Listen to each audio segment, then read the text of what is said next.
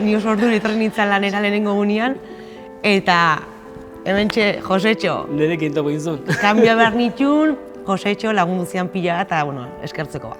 Bueno, sin más, aizu. Ez, lehenengo eguna ez dezu zer inorrez hautzen, eta holako persona bat aurkitzera konfiantza ematen dizuna, esplikatzen dizuna, Nikola eta hola eramaten dut, ondi joan zaitola, eta, niretzako izan zen, lehenengo eguna, goizeko 6 o 6:30, kamioia eta Josetxo bezalako persona batekin topatzera, pues... Gehien bat, konturatzen zaren lehenengo autobusak ateratzen dizunean etxe santu honetatikan, konturatzen zarela jendea dago zure zain, bere lanera juteko. Eta zu egon behartzea behar den ordurako, eta egon behar zeagoian behar den ordurako, behar dezulako.